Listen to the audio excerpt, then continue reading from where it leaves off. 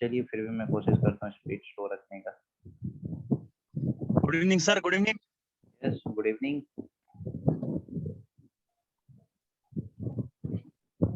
Okay, चलिए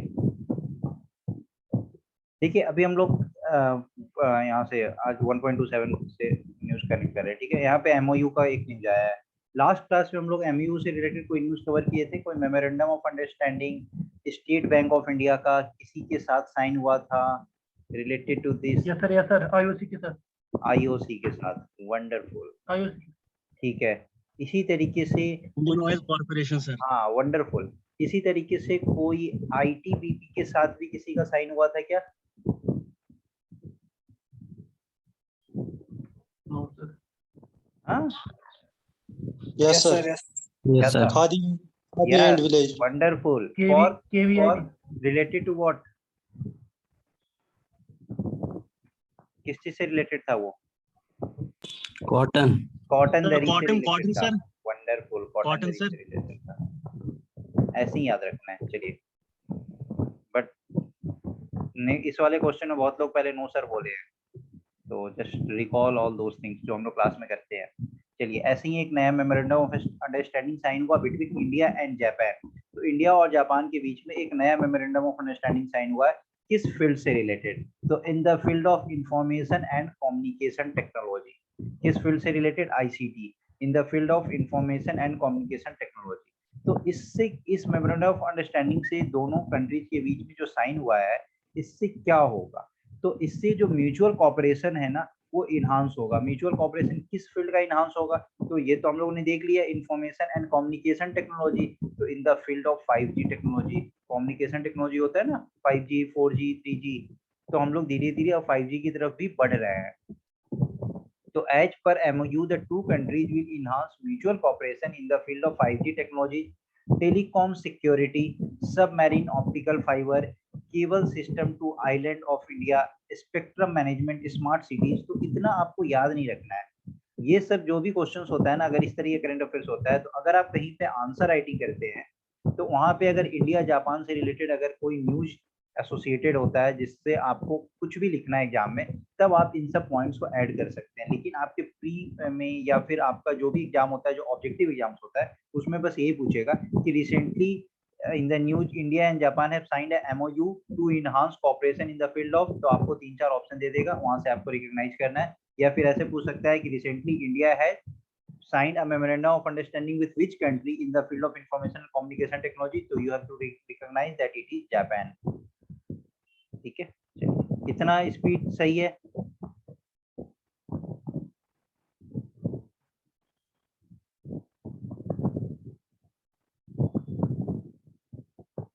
yes sir, okay, चलिए। Recently an all women cockpit crew of Air India. अब ये बहुत इंपॉर्टेंट न्यूज है। क्यों? क्योंकि जब भी न्यूज कभी भी वुमेन एम्पावरमेंट से रिलेटेड होता है, तो वो सब इंपॉर्टेंट न्यूज बन जाता है। तो रिसेंटली अभी क्या देखा गया है? All women cockpit crew of Air India has completed the national carrier's longest flight from San Francisco to Bengaluru। San Francisco से बेंगलुरु तक ये फ्लाइट जो है ये ट्रेवल किया है। और ये ट्रेवल किया कहाँ से है? तो ये नॉर्थ पोल के ऊपर से ट्रेवल किया है। नॉर्थ पोल के ऊपर से ट्रेवल किया है। कौन, किसका फ्लाइट था? तो एयर इंडिया का फ्लाइट था। और इसमें खास बात क्या थी? इसमें जो भी क्रू मेंबर्स थे ना कॉकपिट में, वो सारे वुमेन थे। तो recently an all women cockpit crew of which airlines, आपसे एग्जाम में इसी तरीके से पूछेगा, विच एयरलाइंस। तो आपको सिर्फ एयरलाइंस का नाम याद रखना है कि द एयरलाइंस का क्या नाम था? एयर इंडिया था। मैप में आपको सैन फ्रांसिस्को और बेंगलुरु आप कनेक्ट नहीं कर सकते हैं। चलिए, आप ही लोग बताइए कि सैन फ्रांसिस्को कहाँ लाई करता है? मैप में दिखा दीजिए। ये बेंगलुरु कहाँ है आपको नहीं पता है? सैन फ्रांसिस्को कहाँ है आपको नहीं पता है? Sir San Francisco is in sir USA. California के पास है। कैलिफोर्निया में बहुत बड़ा जगह है। और क्यों कैलिफोर्निया इतना खास है, इतना इंपॉर्टेंट क्यों है कैलिफोर्निया? क्योंकि कैलिफोर्निया का जो जीडीपी है ना, वो अगर सिर्फ स्टेट का देखा जाए ना, तो 6th largest GDP all across the world. इतना बड़ा कैलिफोर्निया, कैलिफोर्निया इतना पावरफुल है।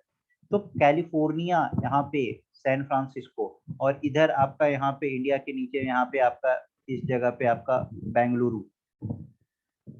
तो ये ऐसे नॉर्थ पोल से इस तरीके से ये फ्लाई होते हुए आया है। ये लॉन्गेस्ट फ्लाइट जो था, जो ऑल वुमेन कॉकपिट क्रू के द्वारा ट्रेवल किया गया था from San Francisco to Bengaluru after flying over the North Pole. This was the longest commercial flight in the world to be operated by an Indian Airlines. और जो 4 women pilots थे वो कौन कौन थे, तो उनका नाम दिया गया है। ये नाम इतना इंपॉर्टेंट नहीं है, ठीक है, फिर भी एक बार नाम देख लेते हैं, क्योंकि वुमेन अगर कुछ अचीव करती है तो उनका नाम जरूर याद करना चाहिए। Captain Zoya Agarwal, Papagari Thanmai, Akanksha Sonaware and Shivangi Manhas were operating a Boeing 777-200 VT ALG named Kerala. तो इतना इंपॉर्टेंट नहीं है, बस आपको ये याद रखना है कौन सा एयरलाइंस था, तो air India. Excuse me, sir. Yes. Sir, Shivani Manhas is from J&K. Yes. She is important, sir. तो इम्पोर्टेंट है। आपने ये न्यूज पढ़ा था पहले से? Yes, sir. Yes, sir. अरे वंडरफुल। चलिए, इसी तरीके से न्यूज याद भी रहता है, इसी तरीके से कनेक्ट भी होता है। वंडरफुल। कहना मैं कोई भी न्यूज छोड़ूंगा नहीं, आपके एग्जाम तक हर न्यूज कवर हो जाएगा। Doctor Harshvardhan dedicates coastal research vessel, जिसका नाम क्या है, सागर अवनिशिखा, सागर अवनिशिखा। तो डॉक्टर हर्षवर्धन ने क्या डेडिकेट किया है कंट्री को, तो एक कोस्टल रिसर्च वेसल है। अब ये कोस्टल रिसर्च वेसल किसने डेडिकेट किया है, तो recently coastal research vessel Sagar Anveshika has been dedicated by the union science and technology minister doctor Harshvardhan at Chennai port trust. अब चेन्नई पोर्ट ट्रस्ट के बारे में मैंने आपको कुछ पढ़ाया है 2-4 दिन पहले, चेन्नई पोर्ट के बारे में कुछ पढ़ाया था, चेन्नई पोर्ट और टूटुकोरिन कुछ पढ़ाया था, जहाँ पे पारादीप पोर्ट वाला क्वेश्चन कर रहे थे। Yes sir. पढ़ाया था क्या? आप लोग तुरंत नहीं बोलते, क्या पढ़ाया था?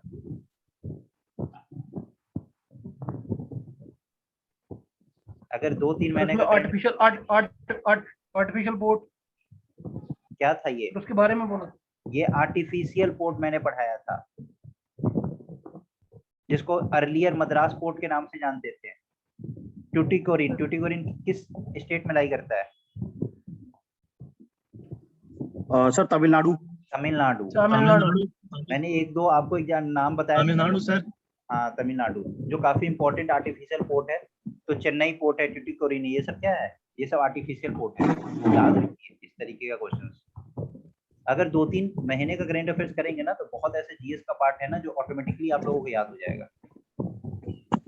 ठीक है, अब ये जो वेसल है ये क्या करेगा, तो ये वेसल नियरली 15 to 20 साइंटिस्ट को एक साथ एकोमोडेट करेगा for research purpose and will transform India ocean research activities. और सबसे ज्यादा रिसोर्सेज कहाँ अवेलेबल होते हैं, लैंड में या ओशन में?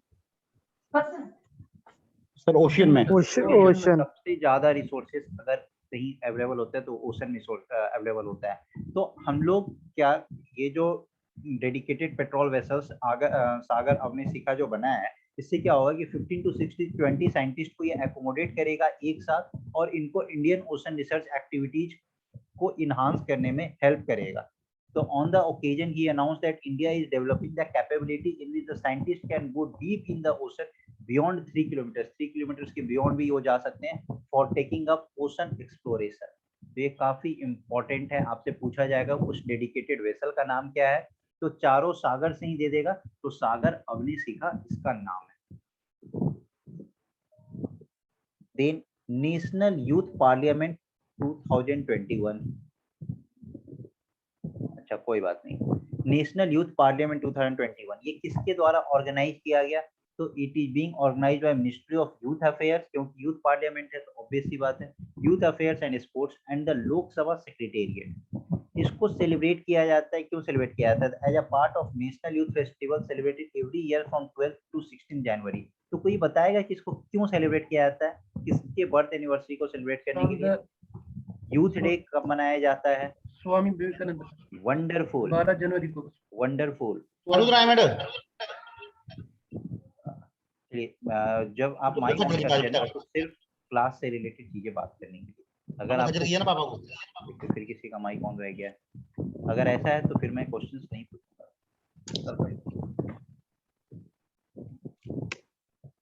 विराट राजपूत अपना माइक ऑफ रखे।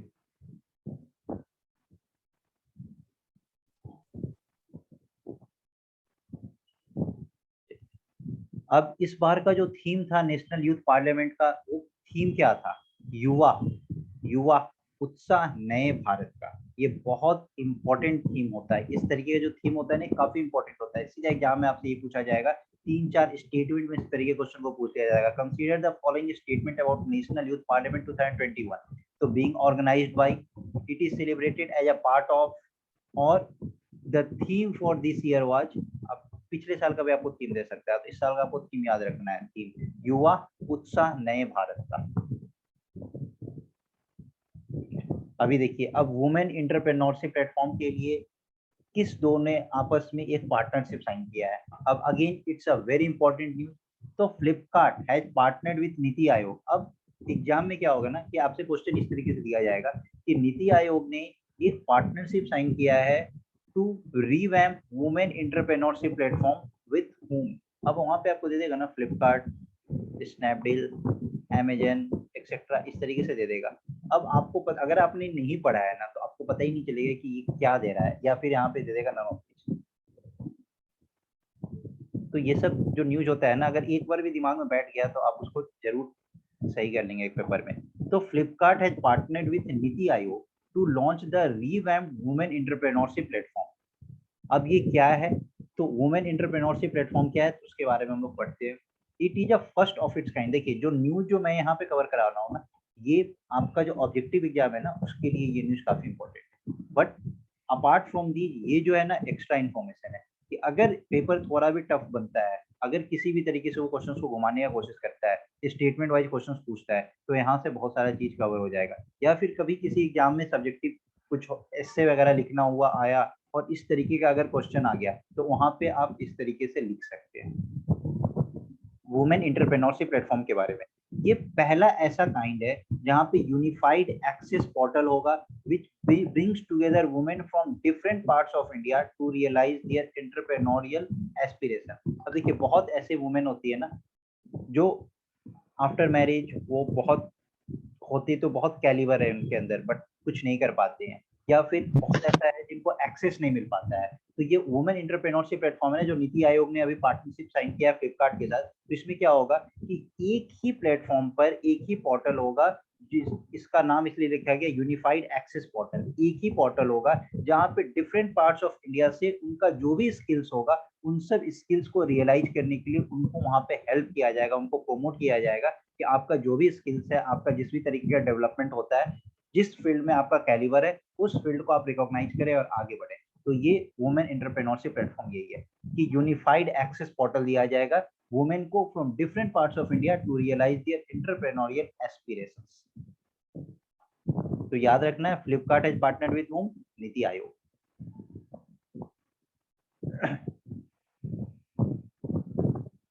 अच्छा, यूनिफाइड एक्सेस पोर्टल, यहाँ पे ये लिखा है ना यूनिफाइड एक्सेस पोर्टल। इसी तरीके से मेरे दिमाग में क्वेश्चन आया, यूपीआई का फुल फॉर्म क्या होता है? क्योंकि अभी मैंने फोन पे भी देखा, मुझे कहीं ना कहीं यूपीआई कनेक्ट हुआ। यूपीआई का फुल फॉर्म क्या होता है? इतना टाइम,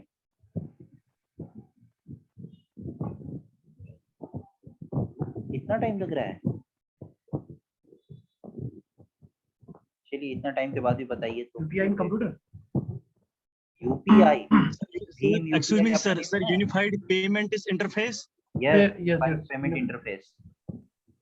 तो ये जो फोन पे, Sorry, गूगल sir. मैं ड्राइव कर रहा हूँ सर, इसीलिए लेट हो रहा है थोड़ा आंसर देने में सर। ओके ओके, ये जो भीम यूपीआई वगैरह होता है, अगर आप लोग कहीं भी कुछ भी टिकट वगैरह बुक करते हैं, देखते हैं ये भीम यूपीआई कहाँ से ये तुरंत लिंक कर देता है। यूनिफाइड पेमेंट इंटरफेस, एक ही इंटरफेस बनाया गया पेमेंट के लिए, तो इसमें सबको कनेक्ट कर लिया है, चाहे वो फोन पे हो, गूगल पे हो, ये सब देखते हैं आपस में एक साथ कनेक्टेड होता है। एक आपका यूपीआई पिन होता है जिसके थ्रू आप पेमेंट करते हैं। तो यहाँ पे फोन पे से रिलेटेड था, इसमें मैंने पूछा। इस तरीके से क्वेश्चन पूछा जाता है। क्वेश्चन कभी कभी ये भी पूछा जाता है क्यूआर कोड जो होता है ना, तो ये क्यूआर का फुल फॉर्म क्या होता है?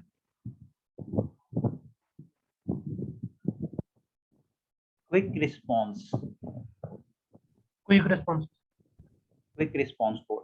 ये क्यूआर कोड जो होता है ना, क्विक रिस्पॉन्स कोड होता है। ये सब नोट कर लीजिए, ये सब ना बहुत ही कॉमन क्वेश्चन आज के टाइम पे बन चुका है। बहुत सारे एग्जाम्स में आप देखेंगे इस तरीके से क्वेश्चन पूछा जा रहा है।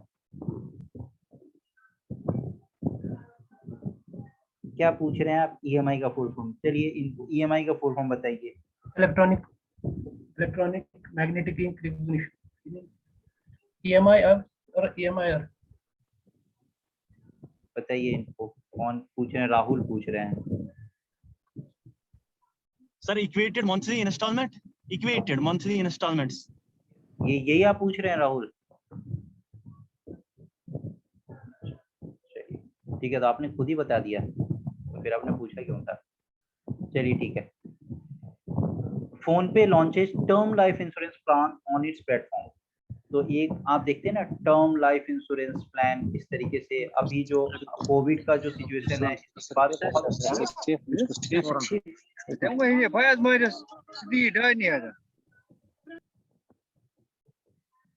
देखिए, अभी जो आप देख रहे हैं ना, कोविड के बाद बहुत सारा ऐसा इंश्योरेंस प्लान बहुत ज्यादा एक्टिवेट हो गया है। तो इसी तरीके से फोन पे, जो कि one of the part of UPI है, उसने क्या लॉन्च किया है? तो अपने प्लेटफॉर्म पे term life insurance plan launch किया है। तो India digital payment platform PhonePe has launched the term life insurance plan on its platform in association with ICICI prudential life insurance company limited.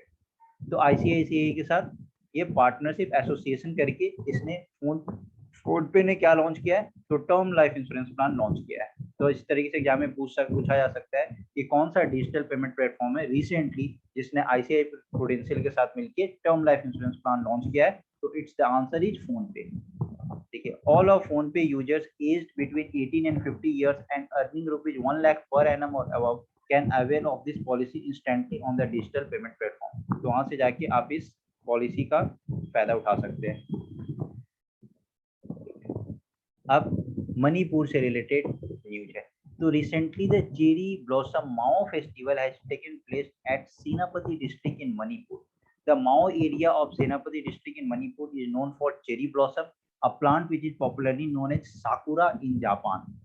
तो ये जनवरी month में ये news में था, environment से रिलेटेड ये न्यूज में था, तो उसको मैंने यहाँ पे कवर किया था कि जो चेरी ब्लॉसम जो फेस्टिवल है वो कहाँ पे सेलिब्रेट किया जाता है? मणिपुर में सेलिब्रेट किया जाता है। इसको माओ फेस्टिवल के नाम से भी जानते हैं। और जो चेरी ब्लॉसम एक तरीके का प्लांट है जिसको जापान में साकुरा के नाम से जानते हैं, SAKURA।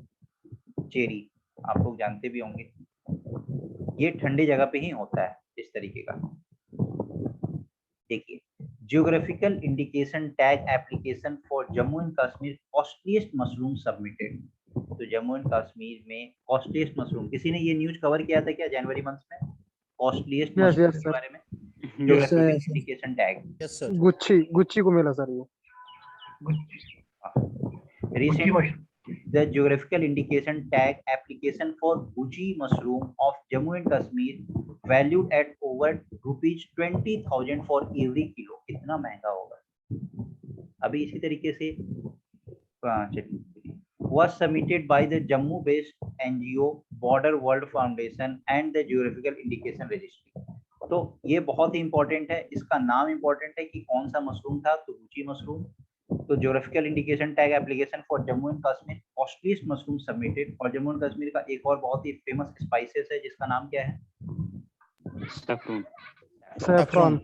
जो Saffron. Saffron, प्लांट पे होता है, इस प्लांट का नाम शायद जैफरॉन बोलते हैं इसको। Yes, sir. जैफरॉन बोलते हैं ना, ज्योग्राफी वगैरह में आप पढ़ेंगे तो कहीं पे जैफरॉन एक तरीके का प्लांट होता है जिसपे ये सैफरॉन स्पाइसेस होता है। या कुछ लोग इसको सैफरॉन जैफरॉन के नाम से भी जानते हैं, ये एक ही चीज है, सेसी का प्लांट होता है। और ये कॉस्टलीस्ट वर्ल्ड, मतलब इंडिया का या वर्ल्ड का सबसे कॉस्टलीस्ट स्पाइसेस का अगर नाम पूछा जाए तो ये सैफरॉन ही होता है। ठीक है, तो ये नाम आप लोग याद रखेंगे, Gucci mushroom of Jammu and Kashmir.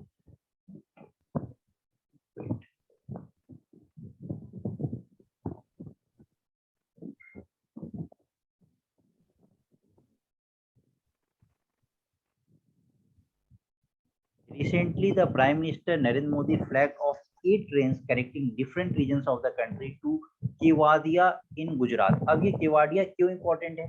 Kevadia district के बारे में हम लोग क्यों पढ़ रहे हैं? केवाड़िया डिस्ट्रिक्ट कहाँ पे है? तो ये गुजरात में। अब ये इम्पोर्टेंट क्यों है? क्योंकि यहाँ पे स्टेच्यू ऑफ यूनिटी इसी डिस्ट्रिक्ट में, स्टेच्यू ऑफ यूनिटी। अब ये स्टेच्यू ऑफ यूनिटी किसका है? सर सरदार वल्लभ भाई पटेल। सरदार वल्लभ भाई पटेल को। इनको ये किस लिए फेमस है सरदार वल्लभ भाई पटेल? सर इन्होंने यूनिफिकेशन ऑफ इंडिया किया था sir. Yes, unification of India. Unification of India sir, इसने ये जो प्रिंस स्टेट्स थे उनको अपने साथ मिलाया सर। हाँ, उनको अपने साथ मिलाया था। इनका बहुत बड़ा, ये सोलली रिस्पॉन्सिबल यही थे, बहुत अच्छा काम इन्होंने किया था। तो रिसेंटली प्राइम खासकर Hyderabad. Flag off 8 trains connecting different regions of the country, तो अब वहाँ पे स्टैच्यू ऑफ यूनिटी बन गया है, तो वहाँ पे सीमलेस ट्रांसफर के लिए कुछ तो ऐसा करना चाहिए ना। तो केवाड़िया डिस्ट्रिक्ट से different parts of the country से 8 ट्रेन्स अभी उन्होंने लॉन्च किया है। ये बस इसलिए न्यूज में था। स्टैच्यू ऑफ यूनिटी पूछा जा सकता है in the Kevadia district. Kevadia station is India's first railway station to start with green building certification. Kevadia station India का पहला ऐसा रेलवे स्टेशन है जो ग्रीन बिल्डिंग सर्टिफिकेशन के साथ स्टार्ट हुआ है। The ministry of tourism has organized a webinar जिसका टाइटल है exploring Buddhist circuit by train as a part of Dekho Apna देश वेबिनार सीरीज। अब ये जो आएगा ना, आपको बहुत बार इस तरीके से क्वेश्चन आपको देखने को मिलेगा, देखो अपना देश वेबिनार सीरीज।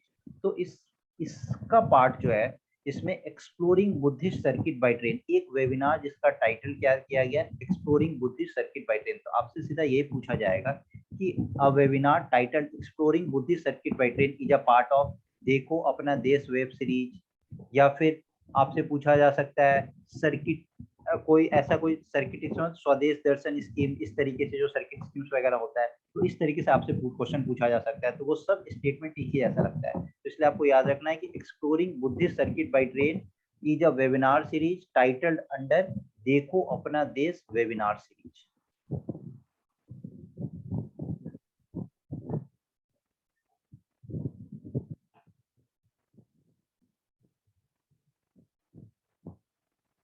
अच्छा, अब ये जो वेबिनार है किस चीज पे फोकस करेगा, तो on promoting and showcasing the rich Buddhist heritage in India. जो रिच बुद्धिस्ट हेरिटेज है उसको यहाँ पे प्रोमोट किया जाएगा, शोकेस किया जाएगा। अब 51st इंटरनेशनल फिल्म फेस्टिवल, इससे रिलेटेड हम लोगों ने कुछ न्यूज कवर किया था। Yes sir, Goa. गोवा में फेस्टिवल हुआ था। गोवा और में ये क्यों मनाया जाता है? जो इंटरनेशनल और नेशनल उसके लिए आपस में वो शेयर करते हैं अपने स्ट्रेंथ्स और वीकनेस। टेक्नोलॉजी वो लोग आपस में शेयर करते हैं। चलिए, तो यहाँ पे इस साल का जो पार्टनर कंट्रीज था, जो फोकस कंट्री था, वो कौन था? तो बांग्लादेश था। तो recently Bangladesh has been chosen as the country of focus in the 51st International Film Festival of India। अच्छा, इसको फिजिकली मनाया गया था या वर्चुअली सेलिब्रेट किया गया था? इसको वर्चुअली सेलिब्रेट किया गया था। वर्चुअली। तो इस बार का जो फोकस कंट्री था वो कौन था? Bangladesh. The country of focus क्या होता है? कंट्री ऑफ फोकस, ये जो फोकस कंट्री बोल रहे हैं इसका क्या मतलब होता है? Is a special segment that recognises the cinematic excellence and contribution of the country. तो उसी कंट्री को हर साल कोई ना कोई जो कंट्री होता है उसको फोकस कंट्री डाला जाता है। तो उस साल उस कंट्री का जो सिनेमैटिक एक्सीलेंस होता है, जो अपने कंट्री का एक्सीलेंस दिखाता है ना, वो उसी तरीके से चुना जाता है, उस तरीके से उसको सेलेक्ट किया जाता है, कंट्री ऑफ फोकस। इतना आपको याद करने की जरूरत नहीं है, आपको बस ये याद रखना है कि बांग्लादेश जो था वो इस साल का फोकस कंट्री था under 51st international film festival of India, जो कि कहाँ सेलिब्रेट किया गया था? तो गोवा में सेलिब्रेट किया गया था। गोवा में एक पोर्ट हम लोगों ने कवर किया था, कौन सा पोर्ट था वो? मार्मगोवा। वंडरफुल। और गोवा से रिलेटेड हम लोगों ने एक फॉरेस्ट भी कल परसों कवर किया, वो कौन सा फॉरेस्ट था?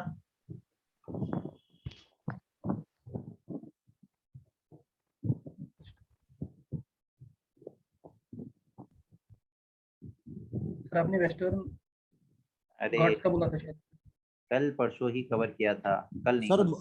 Sir Mollem forest. Wonderful, Mollem forest, save Mollem, जो प्रोटेस्ट हुआ था। मोलेम। इतना इस पे हम लोगों ने क्वेश्चन भी किया था, 3 क्वेश्चन इस पे किया था सेव मोलेम पे। इससे रिलेटेड एक हम लोग रिवर कवर किए थे, जो कि पोर्टेबल जो लाइफलाइन होता है गोवा का, क्या नाम था उस रिवर का? मंडोरी मांडोवी रिवर।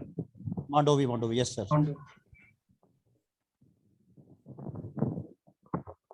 ऐसे ही याद रखते हैं, इसी तरीके से चीजें कवर होती है। चलिए, recently the union cabinet has given it's approval for 5,281.94 crore investment in 850 megawatt Ratal hydroelectric project located on Chenab River in Kishtwar district of Jammu and Kashmir. तो अभी कैबिनेट ने इस चीज का अप्रूवल दिया है कि कैबिनेट अभी इतना 5,281 करोड़ रुपए अभी इन्वेस्ट करने जा रही है। कहाँ पे इन्वेस्ट करने जा रही है? तो रैटल हाइड्रो इलेक्ट्रिक प्रोजेक्ट। अब ये रैटल हाइड्रो इलेक्ट्रिक प्रोजेक्ट ये किस रिवर पे सिचुएटेड है? तो ये चेनाब रिवर पे सिचुएटेड है। किस डिस्ट्रिक्ट में? तो Kishtwar district of Jammu and Kashmir. अब ये इंपॉर्टेंट न्यूज है, सबको याद है रैटल हाइड्रो इलेक्ट्रिक प्रोजेक्ट कहाँ पे है? Yes yes sir. Yes sir, Kishtwar sir. Kishtwar sir. Wonderful. तो आज यहीं तक रहने दे, एमसीक्यू करें क्या? इसी को आगे बढ़ाएं। Yes sir. एमसीक्यू या इसी को आगे बढ़ाना है? बताइए, जल्दी बताइए। सर कंटिन्यू करें सर, इसी को ही क्यों कंटिन्यू करें? चलिए थोड़ा सा इसको और आगे बढ़ा देते हैं।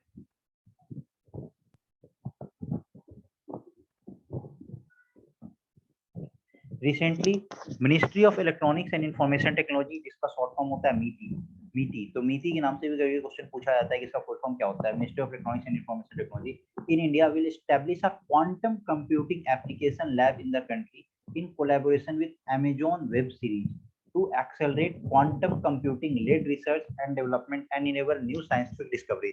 अभी देखिए यहाँ पे लैब्स, ये क्वांटम कंप्यूटर लैपटॉप से रिलेटेड जब भी क्वेश्चन आता है ना, तो अभी एक बहुत ही ज्यादा फेमस न्यूज कवर हुआ था in the month of January, जो किससे रिलेटेड था? तो लिथियम आयन बैटरी से रिलेटेड था।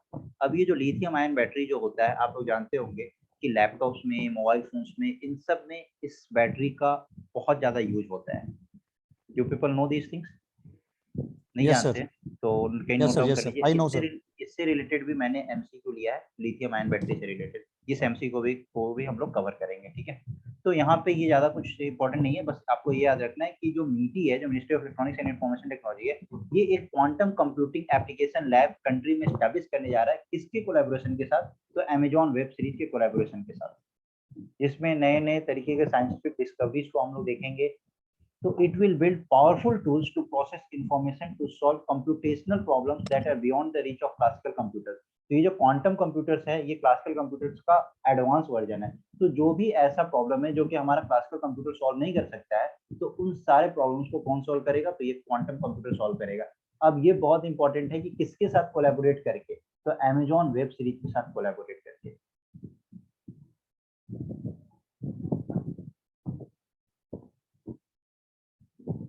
Then recently, Home Minister Amit Shah inaugurated and laid the foundation stone of various farmers-friendly projects.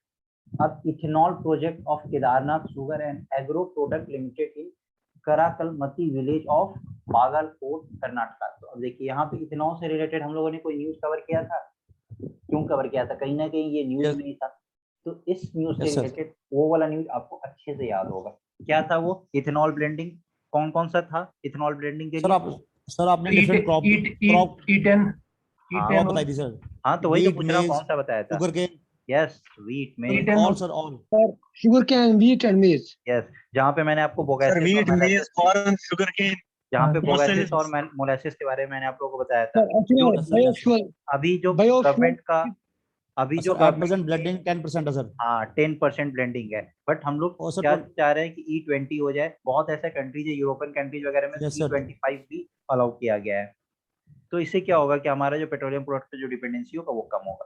तो देखिए इसी तरीके से आप लोगों को ना करंट अफेयर्स याद होगा जब आप न्यूज को कनेक्ट कर पाएंगे। तो recently home minister Amit Shah ने इनॉग्रेट किया एक foundation stone of various farmers friendly project. तो पहला प्रोजेक्ट क्या है? Ethanol project of Kedarnath sugar. ये शुगर केन से रिलेटेड है, Kedarnath sugar and agro product limited in Karkalmatti village of Bagalkot, Karnataka.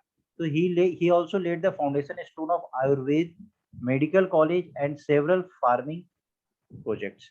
तो बस ये इससे रिलेटेड बस यही था कि कहाँ पे इसने अभी ethanol farmers friendly project launch किया है।